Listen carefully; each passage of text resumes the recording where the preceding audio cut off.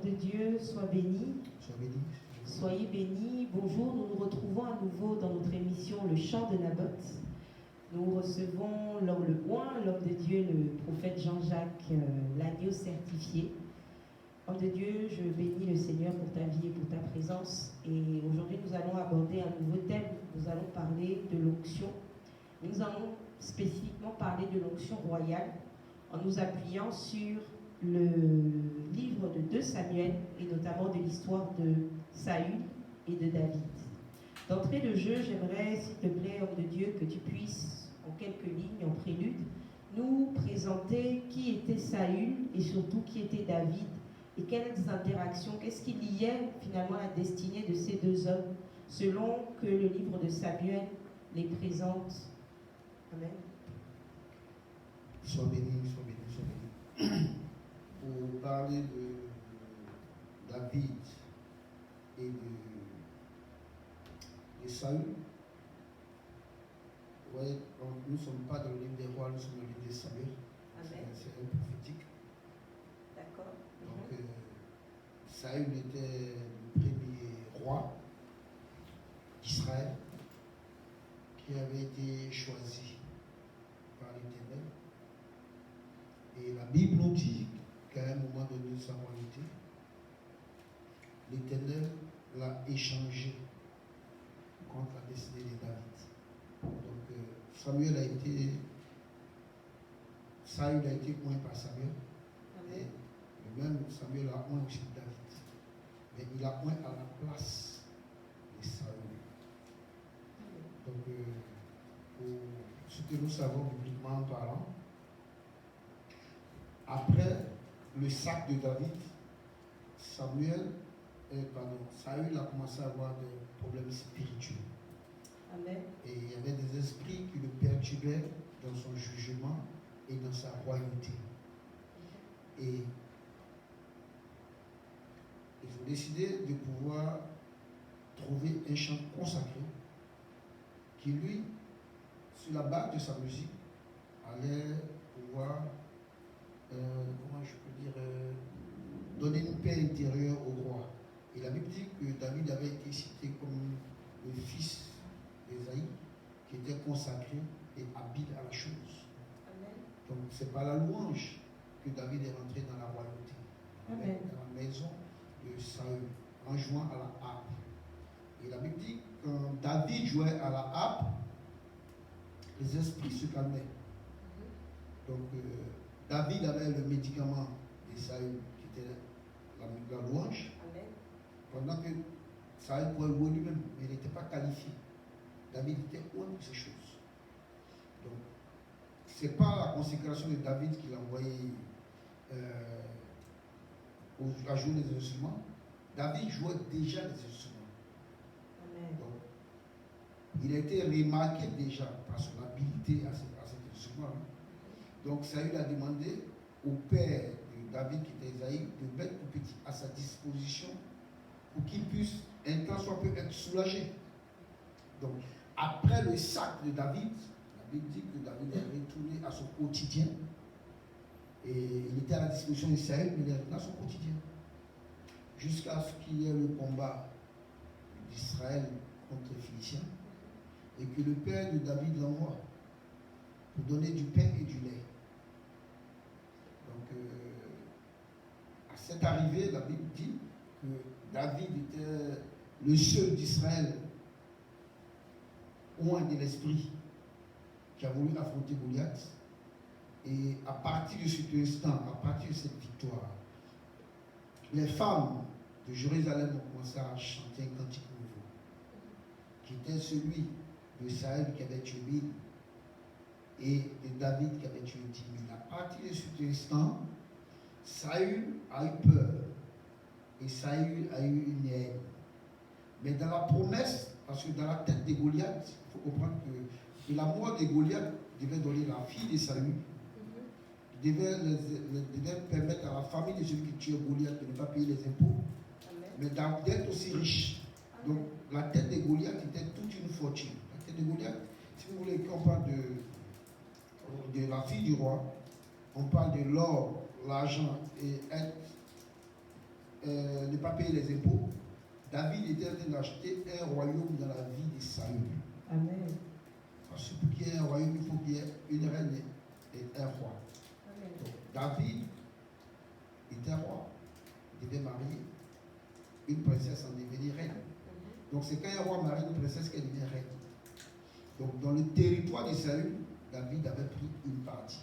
Donc David avait Saül avait les hommes, avait l'armée, mais David avait le cœur d'Israël. Donc, dans la citation de 2 Samuel 1, la Bible dit qu'il a eu le temps des conquêtes. David avait ses conquêtes aussi et Saül avait ses conquêtes. Et Saül est tombé sur le champ de guerre, sur le champ de bataille. Et David, ce jour-là, n'était pas en guerre. David était aussi dans son camp. Donc, selon les Écritures, il y a un Amalécite qui a été témoin de la chose, qui lui a pris la couronne de Saül et a cherché à voir David pour remettre la couronne à David. Nous savons qu'il n'est pas sacrificateur. David lui a demandé comment est-ce qu'il a eu d'abord cette couronne et qu'est-ce qui s'est passé. Après son explication, David a été indigné. Parce que la mort de Saül a été un deuil pour David. La mort de Jonathan a été un deuil pour David. David a même composé une mélodie. Donc, ceci étant, après son deuil, David a fait ce qui était juste. Parce que dans les dires de la Malécite, il s'accusait lui-même d'avoir tué Saül. Et David lui a dit, sur la base de ta parole, de ton témoignage, ton sang retombera sur toi. Et il a été tué comme il a présenté la mort de Saül. Amen. Homme de Dieu, pour insister particulièrement sur David, je me pose une question. Donc la Bible nous explique que Saül était roi, était assis sur un trône, régnait, et que le Seigneur finalement, à cause des problèmes spirituels qu'il rencontrait, avait oint quelqu'un d'autre, avait choisi quelqu'un d'autre pour s'asseoir sur ce trône, un homme selon son cœur. Mais pourquoi de la fenêtre de David, pourquoi le Seigneur permet ce temps aussi long? Pour paraphraser même au-delà du texte biblique sur lequel nous nous appuyons, je veux demander pourquoi ou comment se fait-il que le Seigneur, qui est Dieu, promette ou positionne quelqu'un et permette cette situation en fait, où il dit quelque chose et où on vit, la personne vit le contraire ou l'opposé de ce qu'elle dit. J'ai une deuxième question pour que tu nous amènes en profondeur. Comment et pourquoi David non seulement s'indigne, parce que finalement c'est une bonne chose que Saül meure, parce qu'il peut finalement s'asseoir sur le trône, mais il s'indigne. Et quel est le principe, ou quels sont les principes attachés à cette action-là et à la position dans laquelle David était vis-à-vis de Saül? Ok. Je vais nous ramener dans Genèse 49. Dans Genèse 49, Jacob était en train de bénir ses enfants. Et il a présenté Judas comme celui qui devait avoir le spectre royal. Amen. Donc, Judas devait avoir le spectre royal. Judas était roi. Et la Bible dit que lorsque l'Éternel voulait donner un roi, il n'a pas donné quelqu'un d'attribut de Judas. Il a donné quelqu'un d'attribut de Benjamin parce que les Benjamins étaient des guerriers à la base. Amen. Et l'Éternel continue toujours de travailler dans le sens de sa promesse. Donc l'Éternel travaille dans le sens de sa promesse à cause de l'héritage. Donc la Bible dit qu'à cause de certains méfaits de Saül, l'Éternel l'a rejeté. Le but de ce rejet, c'était que un fils de Judas puisse entrer dans la promesse de Genèse 49. Amen. Amen. Saül a fait le sacrifice sans être sacrificateur.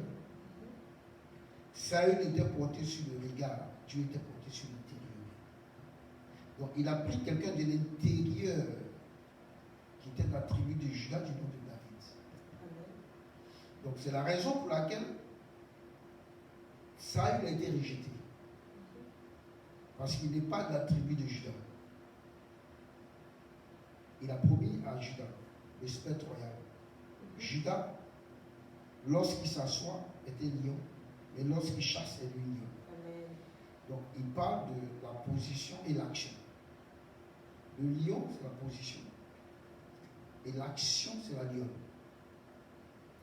Et il dit que ses yeux sont comme un champ de vigne, comme du vin. Donc il explique ce qui couronne le roi. Donc Judas devait monter sur le trône. Ce n'était pas la Benjamin, mais il a testé. Mais il n'a pas pris goût. Parce que la vie, c'est Dieu prend goût dans la vie. La vie d'un homme est comme un vin que Dieu goûte, qu'il expérimente. Donc, à cela, il a décidé de prendre David. Mais il a pris David d'abord dans sa jeunesse. Et il fallait que David apprenne ce que c'est que la royauté. Amen.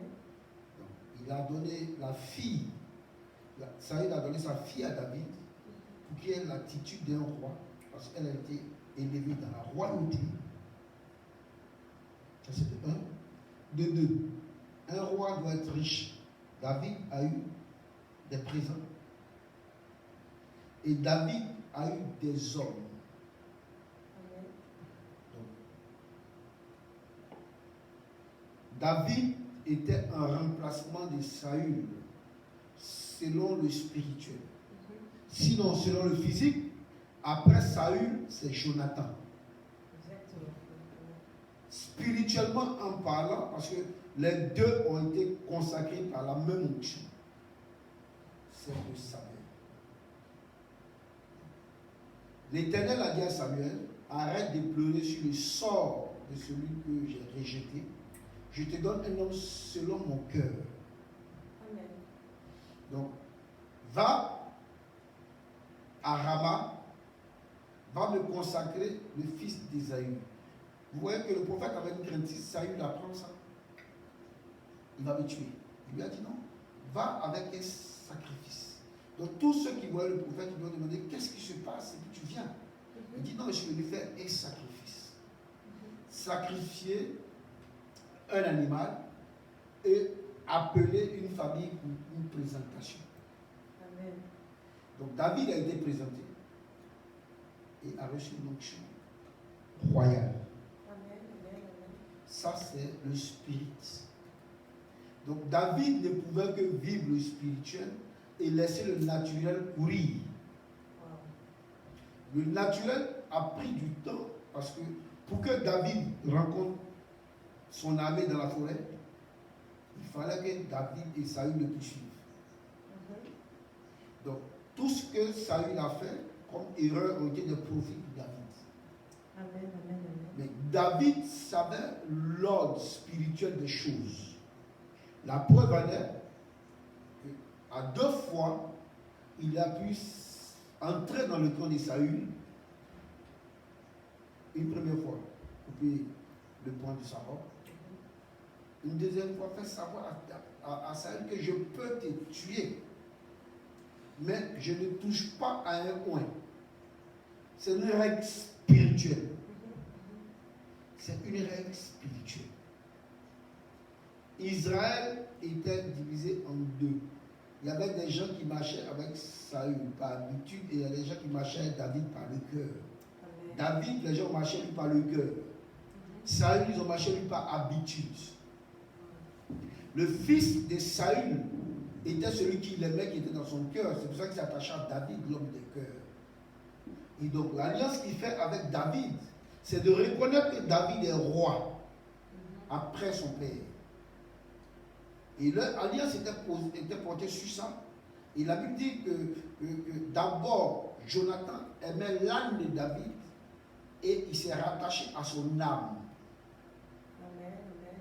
Donc ces deux étaient, si tu veux, le prince a plus aimé le côté spirituel qui était David qu'il a privilégié le côté spirituel et s'est séparé du côté physique qui était son père.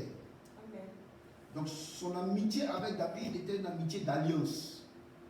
C'est pour cela qu'en matière d'amitié d'alliance, l'alliance peut se répéter, se renouveler à chaque fois qu'elle est affaiblie. Amen. David était affaibli des impulsions de Saül. Son fils Jonathan est venu le fortifier, à rénover l'alliance. Amen. Une alliance se renouvelle, une alliance ne reste pas à perpétuer selon les situations. L'alliance se renouvelle. Amen. Et David était en alliance avec l'Éternel et en alliance avec Jonathan. Donc, Jonathan savait avec qui Dieu était. Mais les liens de famille, les liens de sang, les habitudes et les attitudes ont envoyé Jonathan aller combattre avec son père. La Bible dit qu'une fois, Jonathan seul allait attaquer. Il n'était pas avec son père. Il a pris le dessus sur les Philistins. Il a même créé la brèche qui a permis.